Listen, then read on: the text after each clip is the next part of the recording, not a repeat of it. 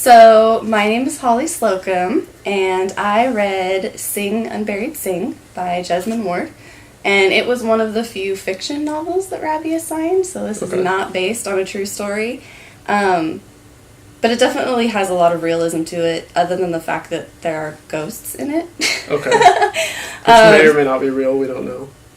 I mean, well, we'll get into that, because that's possible. There's an aspect there. But so this is about a black family in rural Mississippi, and it follows Jojo, who's a 13-year-old boy, who's the kind of son in the family, his mother, Leonie, who is a drug addict, and his father, Michael, who is white, so he's from a blended family, and Michael's in jail, or prison, and then he lives with his grandparents, Mam and Pop, who are kind of his primary caregivers and who have raised him and loved him, because Leonie's kind of an absent, well, she's a drug addict. And then he has a younger sister, Kayla, who's a baby. And Michael, the basis of the story is that Michael gets out of jail, and Leonie is going to go pick him up from Parchment, and she's taking Jojo and Kayla with her, and it's kind of just their family dynamic that unfolds over the course of this trip and when they get home. So it's really more about kind of their dysfunction and how they communicate, and then of course they also are seeing ghosts. So you do wonder if Leonie's is maybe like drug induced, if she's like a little crazy because she's doing so much coke. How old is Jojo? Does it Jojo's 13. Okay. But Kayla also like sees ghosts, and Kayla's like 2. And the grandma like has always said that she can like hear people's songs, and like that's how she heals people, but she's never been able to see the dead. So there's like this kind of, down in like in the South, like in Louisiana, where there's a lot of like kind of Creole culture, like Bayou culture, that was really the kind of magic, like mystic element I was picking up, like almost kind of hoodoo like, rather than being like straight up ghosts. Yeah. But it was really interesting. I was really struck by it because most of the time I was reading it, I was under the impression that this took place a long time ago. They talked about being really disconnected from the world, like the grandfather didn't know exactly how old he was because his parents always dodged census workers, so they were really mistrusting of the system and the government. So it kind of alluded to the fact that it was maybe a long time ago, but then more current events are referenced, like the Deepwater Horizon oil rig, and at one point they're talking about Grand Theft Auto. So like this is clearly very modern, so it was really an interesting perspective to have this family who seemed like they were so far back in time the way I was reading it, how far disconnected they were and how mistrusting they were of the government system, but it was still really current. So that was an interesting element. It's kind of the gist of without jumping more into it. Yeah. So I'm Dalton Morales. I wrote The Unlikely Disciple, A Sinner's Semester at America's Holiest University by Kevin Roos. Basically, this is about him going from Brown University to, I forget the name of the university. Liberty, that's what it is. But it is the, like, most strict, like, very structured university that I've honestly ever heard of. So, like, I think and what was really cool is it opens up with, like, how movies kind of do sometimes, where it sets a scene, he's like, I'm in my room praying. Then you're like, okay. And then you already have the visual, and you're like, okay, I'm in, or he says dorm room. So you know what a dorm room looks like, you're already in there, and he's praying. And then that chapter is about, it kind of leads into, like, the strictness and, like, what some of his friends are going through, and like with the decisions they have to make on whether or not they're going to abide by the rules and get kicked out and stuff like that. And then did he already have friends at the university when he started, or did he? No, so he went in just fresh and just didn't know anybody. Wow, which is kind of crazy. Yeah.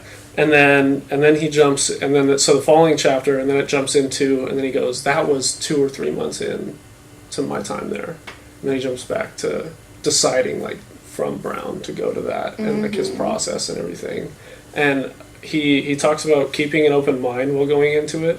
Like we all say, like, yeah, we can be open-minded, but then he was like, he kept saying to his friend who was actually also super religious, and she was like, well, you're saying you're open-minded, but then at the same time you're saying like you're not going to like pick up on like that way of life and stuff like that. You have to throw all that out. Like you have to like jump into it and like maybe accept God, like maybe become like a totally different person. Yeah, because if you go in there saying, I'm not going to do this, then yeah, right like, there you're like, not being like, open-minded. yeah, exactly. So he was like, so he had to like check himself, and then she went through like a crash course with him, and like on like, don't do this, you'll sound stupid, like do this. What were some of the things she was telling him not to do? Like certain passages, like how there's an S at one of them, like, and that's a mistake that people say, like there's not supposed to be an S, and so like that'd be something like someone would catch on really fast. Gotcha. And then it goes through just basically his time there, and then it kind of ends super cool with, spoiler, but the guy who started the university, Falwell, it ends at his funeral. Oh, dang. Yeah, and it ends with him going to the funeral, leaving the funeral, and then walking to his car, taking the pamphlet and his tie off, putting it in his car, and then saying, now I'm headed home. And him just basically, like, that whole experience, like, it was kind of cool because he started the semester, and then the semester came to, like, this crazy halt. Yeah. With, like, basically the whole university falling apart. Like, everyone was up in arms about this guy passing away. Well, yeah, because he started it, right? Yeah, so the guy started it, and then he was found unconscious in his office, and then it was just like this crazy uproar. Wow. How long ago was the book? So 2009 is when it was published. I don't remember a specific date, but he's a sophomore in college, so he was 19 when he. Is the university still like kicking and going well? I didn't look up anything because I didn't want it to like taint. I'm curious. So, yeah, I'm curious if that like the university was able to stay after that guy passed. But it was like that was like I thought it was cool that that's how the book ends. Like the biggest like change in the whole university that could be possible, as opposed to him being like, oh yeah, now I'm this. That's what I was wondering. I was wondering if he went through some sort of transformation. Like, I changed, or I didn't change, but then it came to like the university changed. Wow, that's really unexpected. I was expecting him to like have some sort of change of heart or be like, oh, this isn't so bad after all. Yeah, and so that's what I was thinking. But I mean, he went all in. Like they go to Daytona Beach. He like preaches, or not preaches, but like speaks to like spring breakers about. Oh, like does like what do they call that? There's a specific like word. Doing like mission things. Kind of, yeah. Okay. So he does that. I mean, he what was funny is he talked about church. Like he showed up in like a nice sweater and khakis, and then sitting next to him is like a guy in like a saggy hoodie, and the next person's in like an athletic jersey or whatever.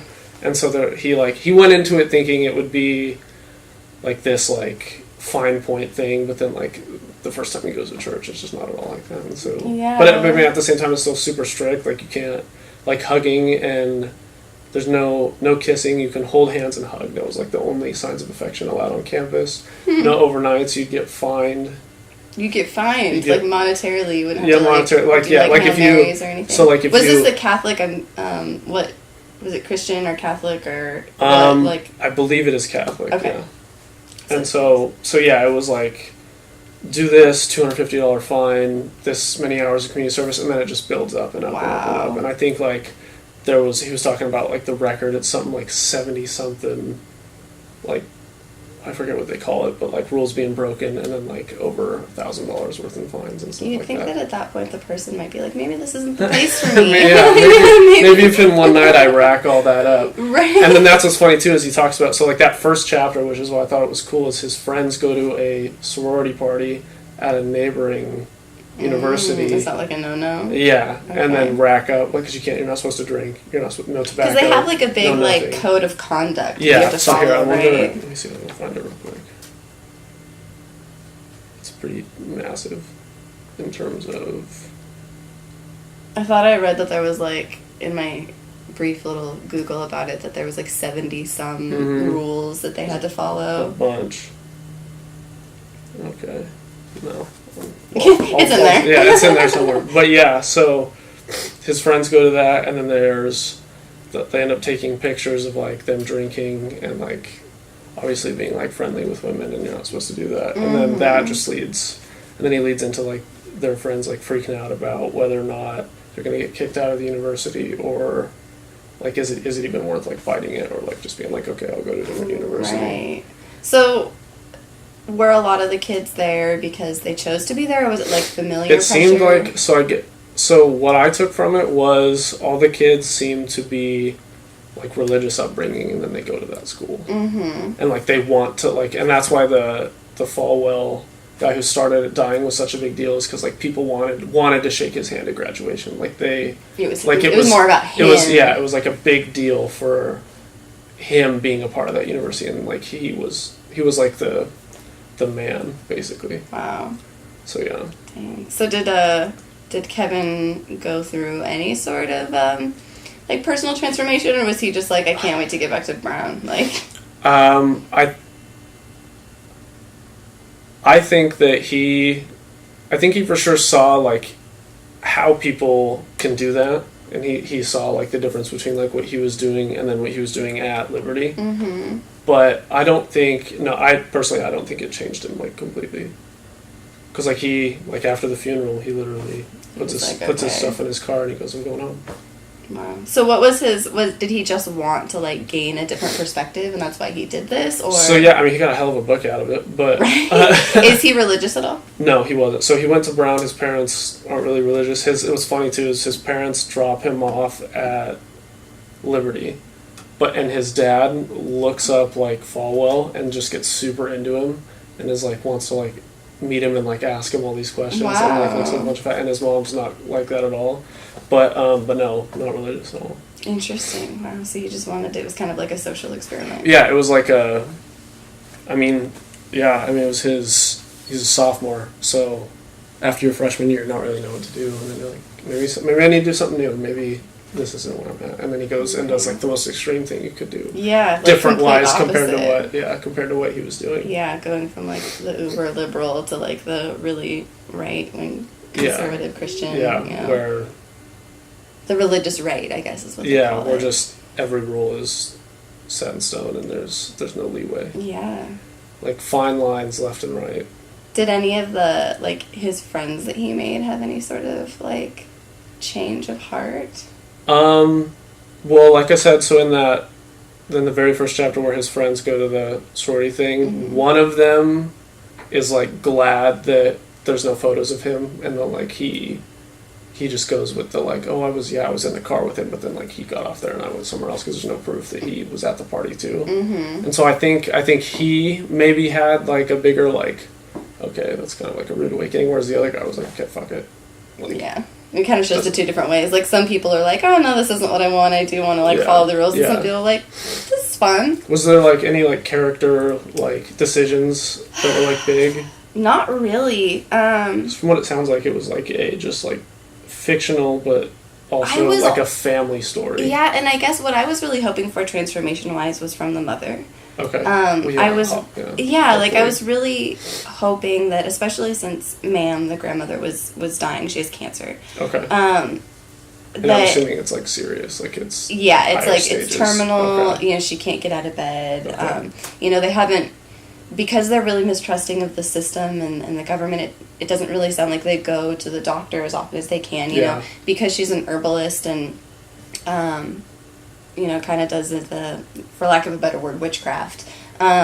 She tried to treat herself with herbs and things like that and praying and, she said the spirits couldn't get in is, one of the things she says at the end. So you definitely get the impression that these people, like, despite it being very clearly in the modern 2000s, do not trust the civilization that has been built up around them. They're still very far removed from it. So I was hoping that Leonie would have this kind of transformation throughout and like want to become a mother, but at the end where everything's kind of building and Ma'am dies and there's this kind of big like apocalyptic ghost event in her bedroom, that Ma'am actually tells like Jojo like there's not a mothering bone in her body, like she's never gonna feed you. Like, it's kind of sad because you do realize even at the end, like, Leonie still just cares about Leonie and Michael. Her children, she's jealous of her children. Like, she loves them, and there's moments where she's the narrator and you're in her perspective, and she there's parts of her that want to reach out to her, but more than anything, she's bitter that they have each other and that they don't need her. Like, they don't even call her mama, they call her Leonie. And, like, so she's definitely got this resentment and this spite built up toward them. Yeah. And then, of course, having kids makes it harder to be with your partner, right? It just, they take up so much of your time, and so she's so obsessed, like unhealthily obsessed with Michael, that she just kind of, they're in the way. Pulling one closer pushed the kids away. Exactly. And then was just never able to either find equilibrium or bring them back. Okay. Or really want to. And at the end, you know, she says, like, it's terrible that the one thing that I've ever done right by my mama is let her go. Like, because she basically calls the spirit that takes her mom away and lets her die. And helps her die. Because Ma'am has asked her to. She's like, the pain is too much. It's time for me to go. And so she does that. And so she even just says, like, the one thing I'm ever going to do right by my life is to let my mom go. But she even still at the end, like, doesn't care about her kids. Her kids don't seem to want to be any closer to her. And they have each other. What's Michael's standpoint once he's out? Or is he out for a good portion of the book? Or he's out for, I would say, maybe the last, like, third of the book. Okay. And he doesn't really have any sort of character development either. Like, he gets out and he's just kind of there. He's there and he reaches out to the kids, but it's like they expect him to just fall into line. And these are kids that have had a hard life at that point. That's not going to happen, So they get frustrated and they turn toward each other and they basically just like, this is hard. Somebody else will take care of them. Okay. And so Jojo and Kayla really kind of turn to each other and realize that they have each other. And it's kind of how it ends. Like, it's really sad, you know, like, Ma'am dies, Leonie doesn't go anywhere, Michael doesn't go anywhere, Jojo just has to still be this, like, strong brother for his sister. And, you know, this ghost story element is, Pop, the grandfather, has stories about when he was at Parchman, the prison, when he was younger. And he took care of this young boy as, like, in the sense of, like, a little brother that was there. And he tried to run, and Pop took care of the dogs that chased runaways. And they had found, because he ran away with another man, and they had found one of him, and they were, like, torturing him, like, painfully and slowly, like, piece by piece. And Pop could hear him screaming. And he knew that as soon as they found Richie, the boy, that they would do the same thing to him. So when he found them, he killed Richie out of mercy because he knew what the alternative was going to be. And so Richie is now haunting him because he murdered him. And it's really, so, like, there's no happy ending. Like, there's no big transformation. It just kind of meanders and then leaves you there. But I think that's kind of important because that's what a lot of these families that are in these situations are like, you know. There's not always a happy ending. There's not always a resolution. It doesn't end with, like, sunshine and rainbows. Yeah, like, you know, there isn't sometimes that, like, there is just that dull, like, sadness that's just left over. And there isn't always, you know, I think in a lot of stories about, you know, rural black families like this, it's always, you know, somebody comes to rescue them or they find their way to civilization, you know, and somehow that's how it's going to have a happy ending, and that's not the case. Like, here, it was kind of happy because they found the strength in themselves, I guess, that they needed, and the peace of mind and the acceptance that they needed, but it definitely wasn't a happy ending. Is there a time frame, like day-wise or month-wise, from when the book starts to... You know, I get the impression it happens over just a few days. Oh, okay. You know, it starts on JoJo's 13th birthday, and then the next day they leave to go pick up Michael, and that's like a 2-day trip. Oh, and then they come home and shit hits the fan, and then the book ends. And then does the grandma live with them, or is it a separate place? Okay. They all live in Mam and Pop's house. Okay. Because Leonie and Michael are, of course. And when they go to pick up Michael, I guess this is a huge part of the story. Leonie brings her friend Misty, who's like her drug buddy, and they go on a big drug run, and they're like with the kids, you know, like trying to deliver these drugs, and you know, it's when you're reading it, it's not even. It just doesn't seem real. Yeah, because they talk about it so nonchalantly. It takes place just over a couple of days. It starts on JoJo's 13th birthday, and then that night, as he's like blowing out his candles, Leonie gets the call from Michael, and they leave like the next day. And the trip to Parchman is like 2 days. They stay one night at Michael's lawyer's house, and Leonie gets real high, and then they pick him up the next day, and then they drive back. and then shit hits the fan as soon as they get back, like as soon as they get home. So it's really just over a span of a few days, like maybe 5 or 6 days. It's not very long at all. So yeah, the author must like go into pretty good detail about everything with like it only being a few days as opposed to like this was a whole semester. Yeah, I mean a lot of this is about her writing and the evocative like imagery she conjures up. You know, it's really written from that cultural perspective, and she uses a lot of you know, especially when you're in like JoJo's perspective, language that a 13-year-old boy would be thinking about. Yeah. You know, when she's talking about drugs, you know, from JoJo's perspective, he's not calling it cocaine, you know, he's referring to it as he sees it, like the bag and how it's broken and the way it crusts to the edges, you know, those are the things that he's focusing on, not necessarily like, oh, that's cocaine. He's thinking this is weird, you know, why is this weird? Know. Exactly. So she spends a lot of time describing those small interactions between each family member because it's really about how they see each other and how they, the dynamic between them all and, you know, how they, I guess, kind of come to accept their circumstance. And yeah, I looked up actually some reviews because I was curious at like when he actually wrote this, and apparently he wrote it like at 19.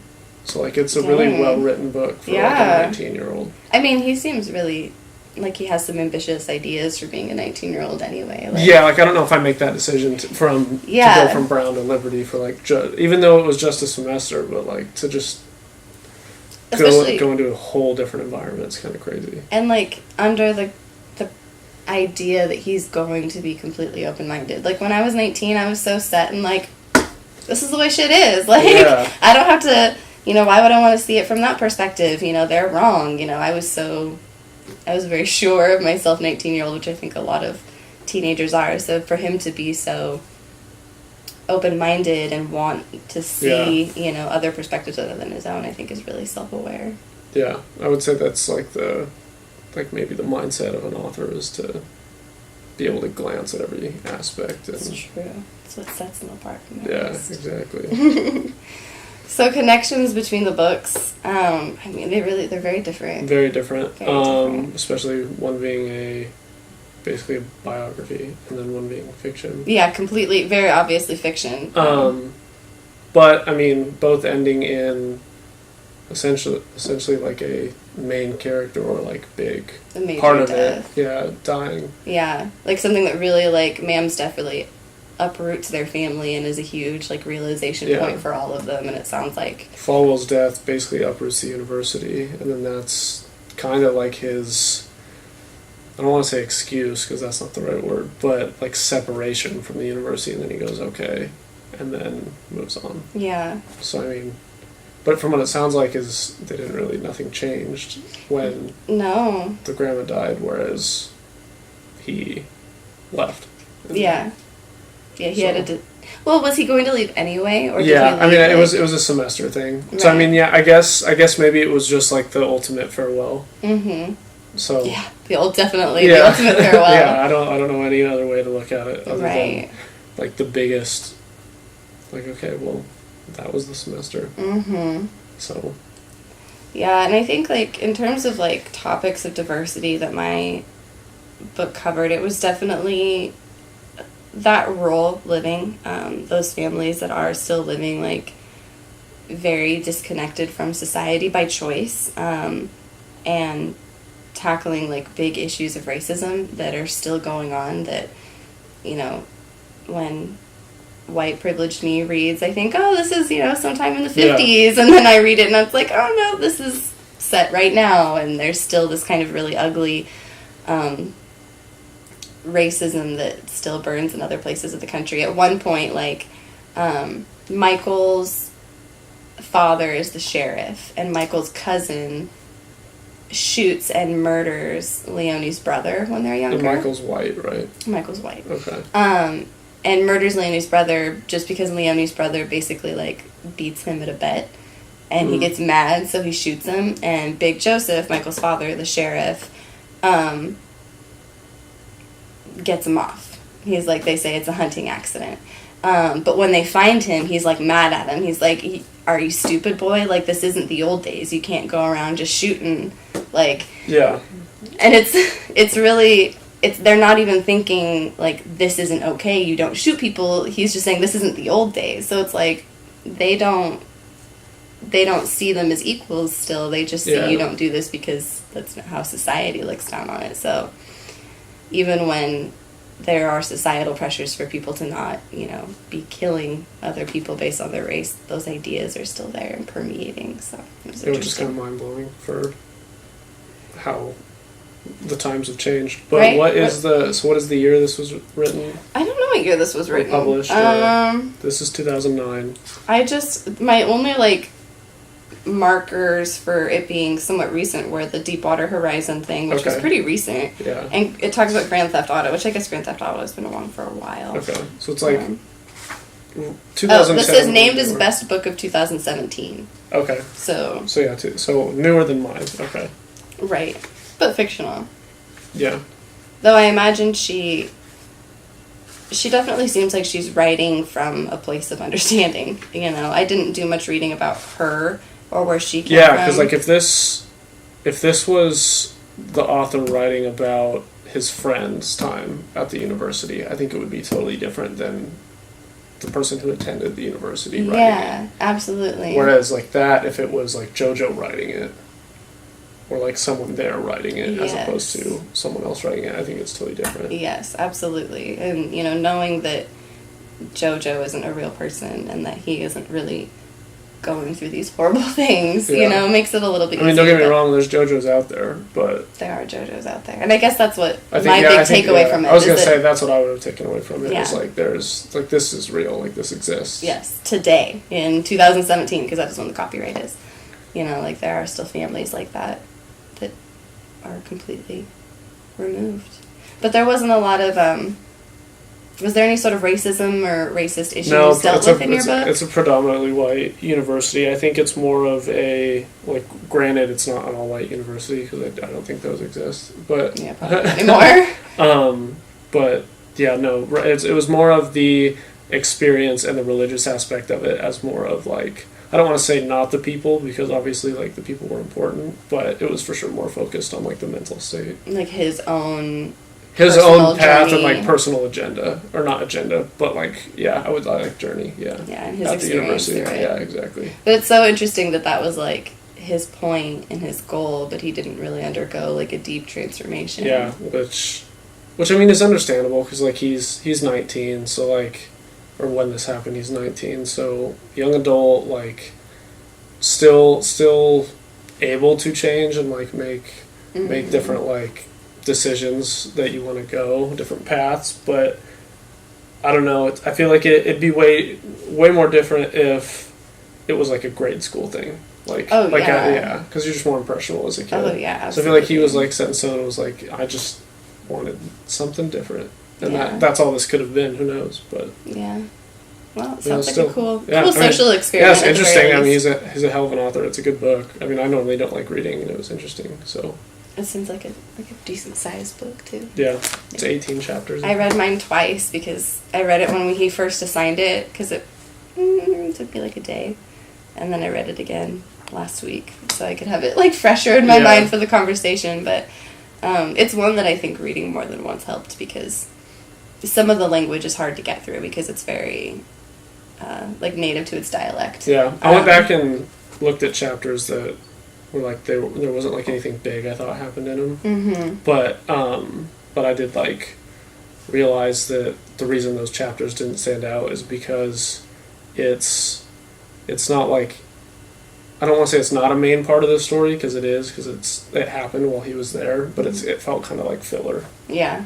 Because I mean, something crazy is not going to happen every day. So the stuff he was talking about that was important and I took as eye catching. What it wasn't on every page. So I mean, which is it's hard to do if you can make a book like that. Sure, and a lot of it's about that daily experience. You know that. It isn't always going to be crazy on the other side. Yeah. Sometimes it's just normal every day. It's just there's a lot of similarities. There's more similarities between two different groups than there are differences. For sure. So, well, cool. Yeah. Thanks, Dan. Yeah, thank you.